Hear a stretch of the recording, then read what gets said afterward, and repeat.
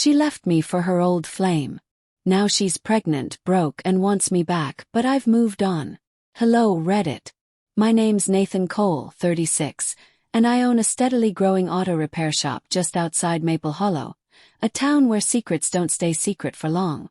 It took me almost 10 years to build my business from nothing. Years of greasy hands, missed holidays, late nights under the hood, and skipped vacations. I'm not rich by any stretch, but I'm stable, self-made, and comfortable in my modest house on the edge of town. I bought that home 6 years ago, dreaming of the day it would be filled with love, laughter, and maybe kids. And then came Samantha.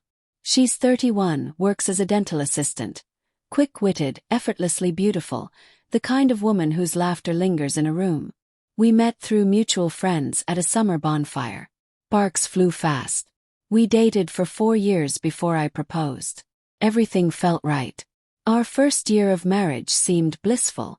We talked about starting a family, even looked at baby names now and then. I thought we were heading toward forever. Until last Thursday. I'd left work early to help Samantha organize her tax paperwork, something she always put off. W-2s, receipts, pay stubs. She had them scattered everywhere. I figured I'd lend a hand while she was prepping dinner, just being the responsible husband. While sorting through her laptop folders, I stumbled across one labeled, "For Nathan." I clicked it, expecting maybe some budget files or a surprise vacation plan. Instead, what I saw stole the air from my lungs. 3 ultrasound scans, dated just 2 weeks earlier. For a brief moment my heart soared. I thought she was planning to surprise me. We were having a baby.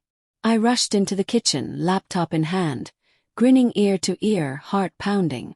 But the moment Samantha saw the screen, her entire face drained of color. The spatula slipped from her hand and hit the floor. She sat down at the table, covered her face, and whispered words that shattered everything I believed about my marriage. "You're not the father." I stood there frozen, the weight of those words crashing down like a wrecking ball. "What do you mean?" I asked, still staring at those ultrasound photos, imagining my dad teaching our child how to fish, picturing family vacations and first birthdays. And then, like a dam broke, she confessed. The baby wasn't mine. It belonged to Lucas, her ex from college, a smooth-talking failure who had recently moved back to town after another failed business stunt in the city. The same Lucas she'd claimed was ancient history. She said they'd bumped into each other at a farmer's market a few months back. One thing led to another, and suddenly she was feeling like herself again. She spun the same tired story I'd heard before. Emotional connection. Things got complicated. It just happened. I didn't say a word. I just walked out of the house. No wallet, no phone, and drove until the sun went down. When I finally returned that night, she was waiting, trying to justify it. She claimed she and Lucas had rekindled something real, and that their baby was a sign they were meant to be together. I calmly told her to pack her things and leave. That's when her switch flipped. She shouted that I couldn't just throw her out, that she lived here too. I reminded her, politely but firmly, that this was my home, purchased long before we married, and fidelity wasn't optional in a marriage. Then she hit me with the low blow. "Maybe Lucas is more of a man than you are. He actually makes me feel wanted." And just like that, my heartbreak turned to stone-cold clarity. I told her she had 24 hours to pack up and get out. If Lucas was such a real man, he could come fetch her himself. She left the next morning. No apologies, no goodbye. Just 2 suitcases and the keys to my old Honda, which she'd been driving since her car died last year. That same day I called Eli, my best friend since high school, who also happened to be a lawyer. He told me to lock everything down. House, bank accounts, shop, everything. No prenup. No problem. In our state, with clear evidence of adultery and a pregnancy from another man, I had the upper hand in a fault-based divorce. I changed every password, froze joint accounts, removed her from insurance, and reclaimed my life, one click at a time. 3 days later, she texted me, whining that her health insurance didn't work and asking why she was locked out of Netflix. My reply: "You don't live here anymore. Ask Lucas." Then came the guilt parade. Her best friend Maya messaged me, calling me cruel and heartless for abandoning Samantha during her pregnancy. My response: she wasn't pregnant with my child when she abandoned our marriage. Blocked. Soon after, Samantha showed up at my shop, hiding under sunglasses and a hoodie, belly just beginning to show. She said the Honda wouldn't start and had the nerve to ask me to fix it. I asked, "Are you a customer?" She said, "No."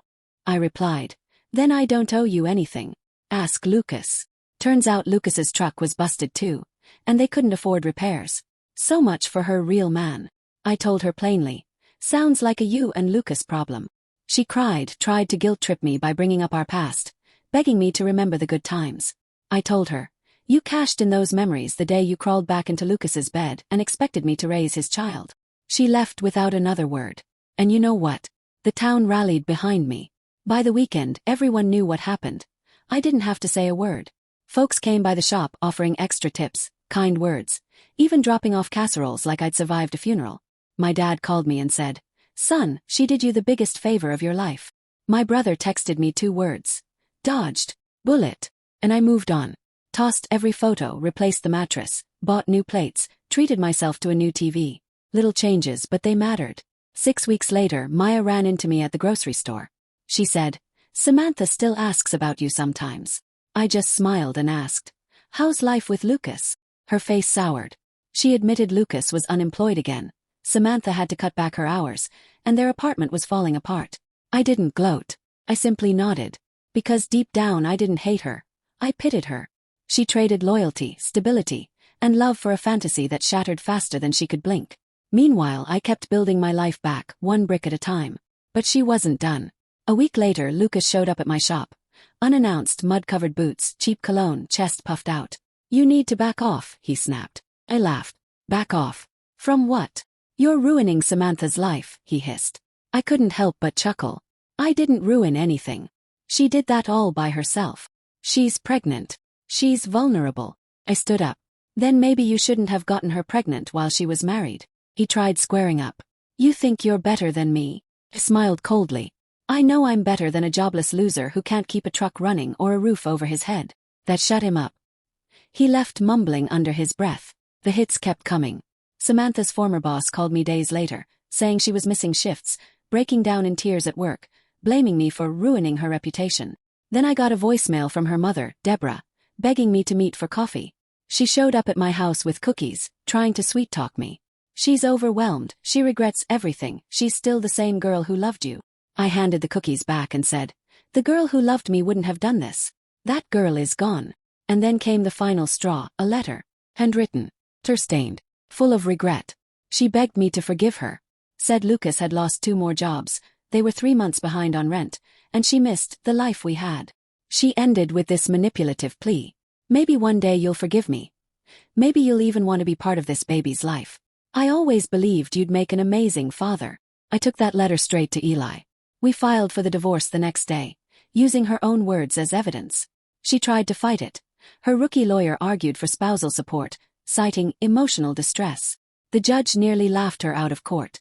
She walked out with nothing but her purse. The day after our divorce finalized, I had the Honda repossessed. Now, life's been calm. Business is booming. I even opened a second shop in the next town.